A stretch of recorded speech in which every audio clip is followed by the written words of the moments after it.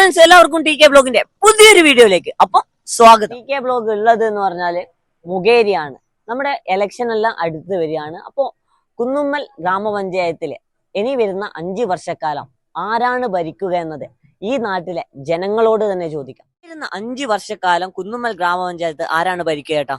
ഇടതുപക്ഷം. അപ്പോ ഇനി വരുന്ന 5 വർഷക്കാലം നമ്മുടെ കുന്നുമ്മൽ ഗ്രാമപഞ്ചായത്തില് ആരാണ് ഭരിക്കുക? UDF.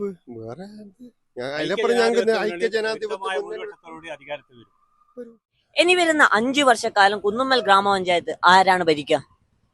LDF ഭരിക്കുന്നതാണ് ഇപ്പോഴത്തെ ഇത് കേട്ടിട്ട് തോന്നുന്നത്.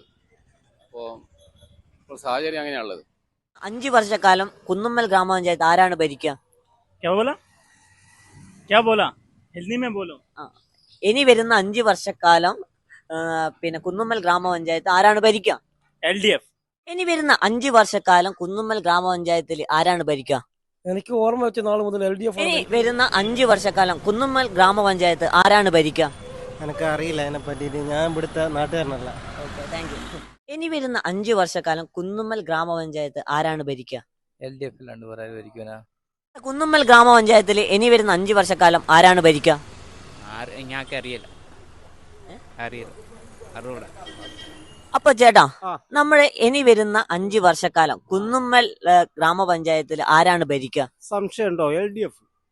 Okay, thank you. അപ്പൊ ചേട്ടാ, ഇനി വരുന്ന 5 വർഷക്കാലം കുന്നുമ്മൽ ഗ്രാമപഞ്ചായത്തിൽ ആരാണ് ഭരണത്തിൽ വരിക? ഇടതുപക്ഷം. അപ്പൊ ചേട്ടാ, ഇനി വരുന്ന 5 വർഷക്കാലം കുന്നുമ്മൽ ഗ്രാമപഞ്ചായത്തിൽ ആരാണ് ഭരിക്കുക? ഇപ്പം ഭരിച്ചുകൊണ്ടിരിക്കുന്ന ഇടതുപക്ഷം തന്നെയാണല്ലോ. അപ്പോൾ തീർച്ചയായും ഇടതുപക്ഷം തന്നെ വരും. അതിന്റെ കാരണം എന്ന് പറഞ്ഞു കഴിഞ്ഞാൽ ഒട്ടനവധി വികസനങ്ങൾ കഴിഞ്ഞ പഞ്ചായത്ത് ഭരണകാലത്ത് നടപ്പിലാക്കി. കുന്നുമ്മൽ ഗ്രാമപഞ്ചായത്തിൽ ഇനി വരുന്ന 5 വർഷക്കാലം ആരാണ് ഭരിക്കുക?